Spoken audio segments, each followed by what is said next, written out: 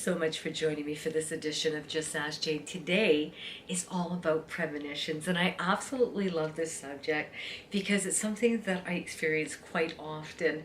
Now, V, thank you so much for your great note. V writes, "Hi Jay, I started getting premonitions as a child. Lately, the premonitions come from my dad who passed away on my 20th birthday.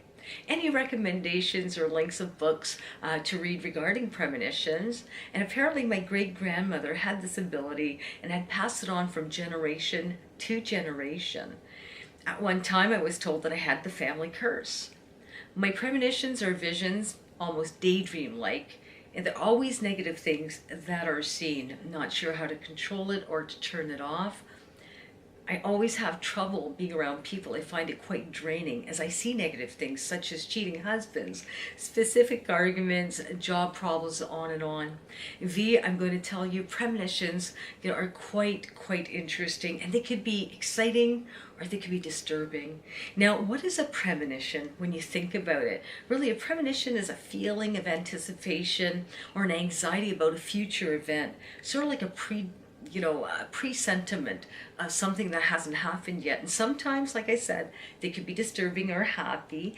But I classify premonitions in two different types of categories. First one being a premonition that's realistic. Realistic premonitions happen in the moment. You're sitting there and out of nowhere comes this gut feeling. Like, uh-oh, like what the heck am I feeling? Why do I feel like something negative is going to happen? Or a premonition could be, oh my God, like I feel like I'm going to win $1 million. I feel so amazing.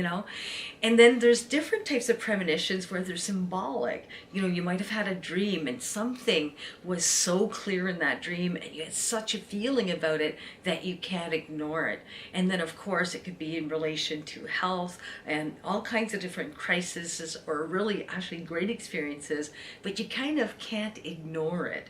And so those are symbolic, and if they happen, of course, you're receiving premonitions through dreams. But as you've mentioned here, you started as a child, and I believe that when you start at a young age like that, it's because you're gifted, and you seem to have carried it through all the way through. You also have the help of a father who guides you. So I think that you have a little bit more than just premonitions, V, and I think you may be gifted.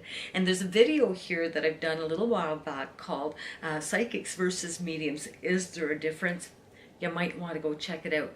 Now, couple thing to pay attention to your premonitions, whether you're having them realistically in an aware moment or symbolically when you're sleeping or through spirit, as you say, through your father who passed away when when you turned 20. But I'm going to tell you, you have to sometimes take these seriously. Premonitions, as a rule of thumb for myself, usually occur about 10 to 14 days before something happens. I start to get a gut feeling that I really trust, and I've always trusted my feelings, but I write things down. And when you write things down, they happen, they're validated. You don't feel so bad about experiencing these things, but sometimes they could be so realistic that you start to get a little paranoid about everything that you're feeling. And the thing is, how do you turn it off? How do you control that? Sometimes you can't be. And the thing is, the best thing to do is to go read a lot of material or to become a little bit more aware of your clairsenses and what you're hearing, seeing, sensing, smelling, and how to cope with that through reading material that's going to help you through other people's experiences. I like particularly a little book called Chicken Soup for the Soul in regards to dreams and premonitions. And mostly when you're reading material out there, you're going to get links and material really basically conforming to someone's experiences. So a lot of stories out there, but I'm going to tell you they could help you cope with what you're experiencing. Now, when to pay attention to premonitions, very important, when other people start experiencing what you're experiencing. So for example, if I'm having a real gut feeling about my health, and then someone calls me up and said, "Geez, I had such a weird dream about you the other night. I dreamt that you were sick." Really?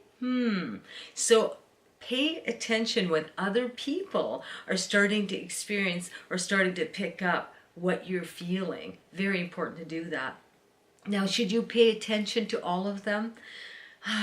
very difficult question, but V, I would write everything down. When you write things down, it doesn't make you feel so off, and it makes you feel like you can cope with those things a little bit more. So I have a dream diary. I also have a gut feeling diary, so all my little premonitions I put in the back end of that, and I have my symbolic and my realistic premonitions and my dreams and different things like that. But I encourage you to do the very same thing again, to go take a look at that video, psychics versus mediums, is there a difference, to be in tune a little bit more with what clairsenses you're experiencing. I want to thank every single one of you out there who have written in, and please keep on writing in. I love your comments, and I'm still, going back and looking at a lot of different questions that have still been asked a little while back. So please tune in to these videos for your answers. And in the meantime, if you have a burning desire to ask me something, but you're too afraid to, don't be. Get busy in the comments section below this video and go ask Jay. I love you guys so much. And until the next video, we'll see you really soon. Bye-bye.